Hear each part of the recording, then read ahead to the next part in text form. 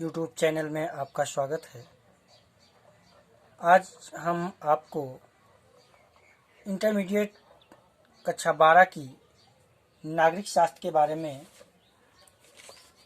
अध्ययन कराएंगे। तो सबसे पहले देखना यह है, नागरिक शास्त्र को दो खंडों में विभक्त किया गया है। पहला खंड है समकालीन विश्व राजनीति और दूसरा खंड है स्वतंत्र भारत में राजनीति।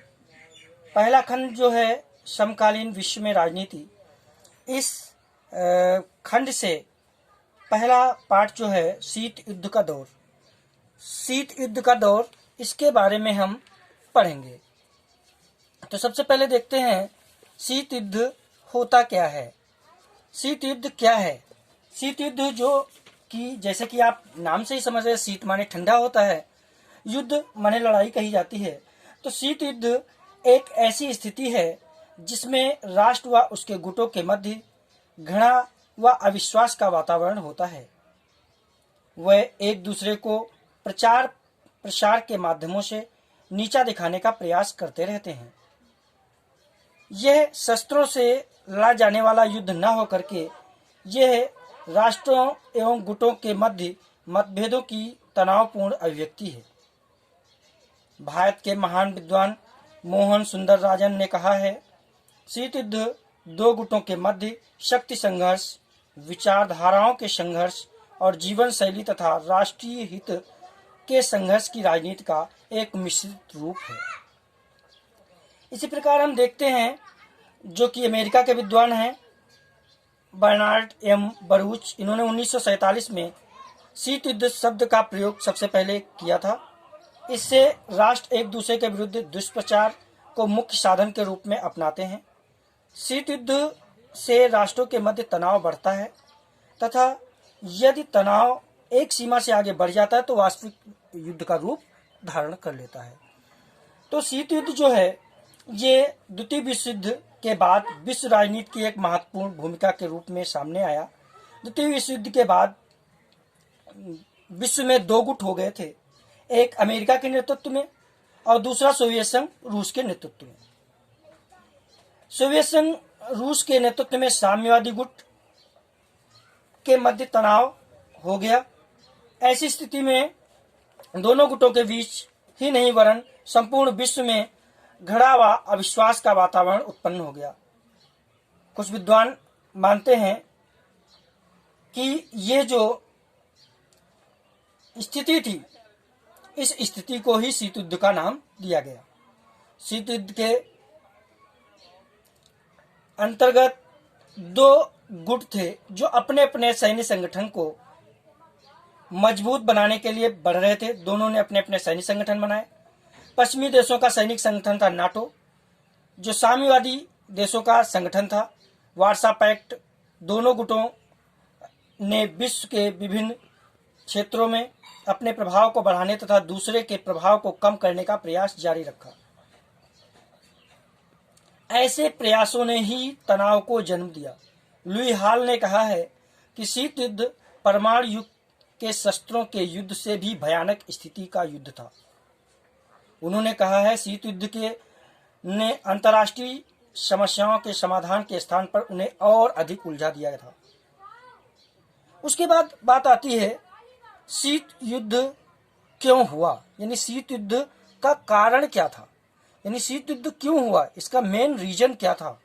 तो सबसे पहले यह देखना है शीत युद्ध जो था द्वितीय विश्व युद्ध के बाद विश्व राजनीति की जो है व्याख्या शीत युद्ध के रूप में जानी जाती है। शीत युद्ध का काल 1945 से लेकर के 1991 तक माना जाता है, क्योंकि 1991 में जो है सोवियत संघ का विघटन हो गया था। तो अब जब एक ही गुट रह गया था, केवल संयुक्त राज्य अमेरिका ही रह गया था, तो दूसरा गुट नहीं था, तो जो है शीत युद्ध समाप्त हो गया था। तो सबसे पहले इसका कारण समझते हैं। तो सबसे पहला कारण इसमें हमने दिखाया है आपको, रूस में साम्यवादी क्रांति। 1917 में रूस में साम्यवादी विचारधारा के आधार पर लेनिन के नेतृत्व में एक क्रांति हुई, तो रूस का नाम बदल करके सोवियत संघ हो गया। सोवियत संघ साम्यवादी विचारधारा अमेरिका व पश्चिमी देशों की पूंजीवादी विचारधारा की विरोधी थी, क्योंकि जहां साम्यवादी विचारधारा निजी संपत्ति को राज्य के नियंत्रण में लाने का समर्थन करती है। वहीं पूंजीवादी विचारधारा निजी संपत्ति को राज्य के नियंत्रण से मुक्त करना चाहती है। अमेरिका तथा पश्चिमी देश पूंजीवादी व्यवस्था के समर्थक थे, अतः सोवियत संघ व अमेरिका के मध्य वैचारिक संघर्ष जो थे ये 1917 से ही प्रारंभ हो गए थे।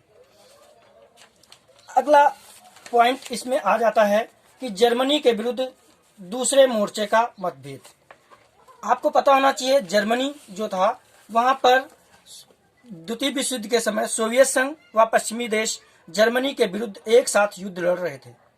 जब जर्मनी ने सोवियत संघ के विरुद्ध आक्रमण किया तो सोवियत संघ ने अमेरिका व पश्चिमी देशों से हिटलर के विरुद्ध दूसरा मोर्चा खोल दिया, यानी दूसरा मोर्चा खोलने के लिए आग्रह कर दिया था। इस समय अमेरिका और पश्चिमी देशों ने दूसरा मोर्चा जानबूझ करके नहीं खोला, इसलिए सोवियत संघ वहां पर अकेला हो गया। जब वो अकेला हो गया तो युद्ध समाप्ति के बाद शीत युद्ध जैसी स्थिति बन गई, क्योंकि ये एक दूसरे के बीच में मतभेद बढ़ गया। मतभेद बढ़ जाने के कारण शीत युद्ध का जो है शुरुआत या शीत युद्ध का एक पृष्ठभूमि तैयार हो गई। अगला आता है अमेरिका द्वारा परमाणु बम का आविष्कार। आपको पता होना चाहिए 1945 में अमेरिका ने सोवियत संघ को बताए बिना परमाणु परीक्षण कर लिया, जिसके चलते सोवियत रूस जो था उसने समझा कि हमारे साथ अमेरिका ने विश्वासघात किया है। सोवियत संघ ने अमेरिका की परमाणु शक्ति को अपनी सुरक्षा के लिए खतरा मान लिया। ये भी एक विश्व जो है शीत युद्ध का कारण माना जाता है। इसके साथ साथ पूर्वी यूरोप में सोवियत सेनाएं, ये अगला पॉइंट है पूर्वी यूरोप में सोवियत सेनाएं। तो पूर्वी यूरोप में जो सेनाएं हैं, जैसे कि देखा जाए पूर्वी यूरोप में हंगरी, यूगोस्लाविया, रोमानिया, बुल्गारिया आदि में अपनी सेनाओं को बनाए रखने के लिए जो सोवियत संघ ने एक सिस्टम बना रखा, इसका अमेरिका और पश्चिमी गुटों ने विरोध किया, क्योंकि उन्हें लग रहा था कि साम्यवादी प्रभाव के बढ़ने का डर हो रहा था। इसी तरह ईरान और यूनान से भी सोवियत संघ द्वारा अपनी सेनाओं को न हटाना या हटाने में आनाकानी करना, यह भी शीत युद्ध का एक कारण बन गया था, जिससे पश्चिमी देश और अमेरिका नाराज हो गए थे। उन्हें लोकतंत्र का खतरा महसूस हो रहा था। अगला है चर्चिल का फुलटन भाषण। चर्चिल का फुलटन भाषण ये एक फुलटन स्थान है जहाँ पे ब्रिटेन के प्रधानमंत्री चर्चिल ने, देखा जाए तो 5 मार्च 1946 को फुलटन नामक स्थान पर एक भाषण दिया, जिसमें सोवियत संघ को लौह आवरण का दर्जा दिया गया, कहा गया। इसका मतलब होता है जहां स्वतंत्रता का खुलेआम अभाव किया जाता है, ऐसा बताया गया। तो इस तरीके से देखा जाए तो ये सारी जो पृष्ठभूमियां थी, जिसके चलते जो है